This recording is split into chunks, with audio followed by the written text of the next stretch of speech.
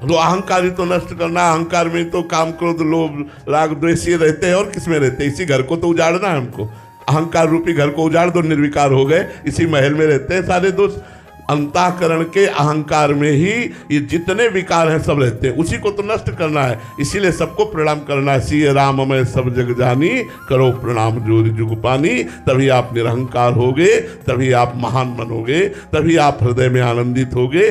समर्पण का मतलब ये नहीं होता कि हम कहीं कुछ लिखा पढ़ी बदल दें। कुछ देने लेने की जरूरत नहीं, केवल भावना बदलने की जरूरत है। ये सब कुछ प्रभु का है, ऐसा मान लेना ही समर्पण है।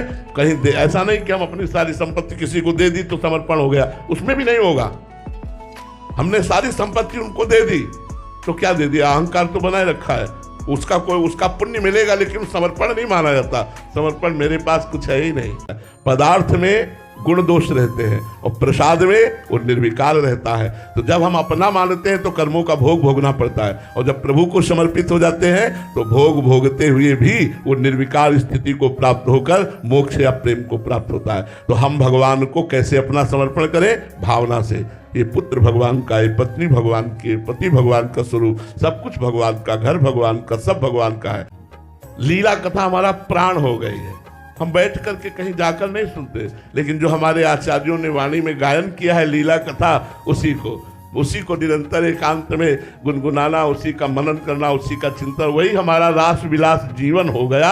अगर रास ना देखते तो हम परम सत्य कहते, न वृंदावन मिलता, न हम कभी राधा वल्लभ जी को जानते थे, न कभी राधा नाम जानते थे। ये सिर्फ रास की कृपा से हमें प्राप्त हुआ। अब देखो जीवन का परिवर्तन भगवान मोड़ देते हैं। हम ये कहते हैं कि विषयी पुरुष को भक्त बनाना सरल है, लेकिन एक अहम ग्रह उपासना से परिपक्व हृदय को दासत्व में लाना सबसे कठिन काम है। अगर हमारा कोई उपासक हो तो हमारी बात समझ सकता है। एक पतित विषयी पुरुष को भक्त बनाना सहज है, लेकिन एक अहम ग्रह उपासना, अहम ब्रह्मास्मि की उपासना करने वाले को दासोहम में उतारना बहुत कठिन बात है। जब हम बार बार भगवान की चर्चा सुनते हैं तो हमारी आसक्ति होने लगती है भगवान में।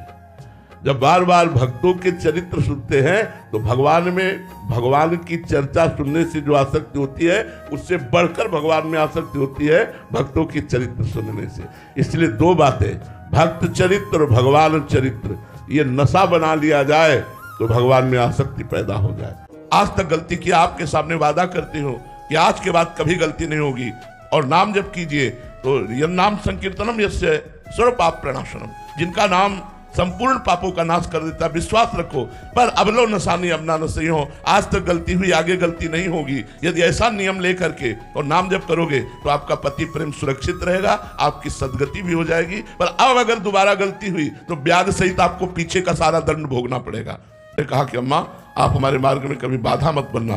तो उनका आखिरी दर्शन जब मिलने आई थी, उनका आखिरी दर्शन, न कभी तुम हमारे पास आना, न मैं तुम्हारे पास जाऊंगी, अपने मार्ग में पुष्ट होकर चलो। बहुत ऋषि कुल में जन्म हुआ तो वो पूरा वातावरण भागवतिक था, इसलिए हमें बड़ा सहयोग मिला, परिवार का भी बड़ा सहयोग मिला। कोई हमें विशेष हट नहीं किया, कोई हमको सत्मार्ग से विचलित करने की प्रेरणा नहीं दी।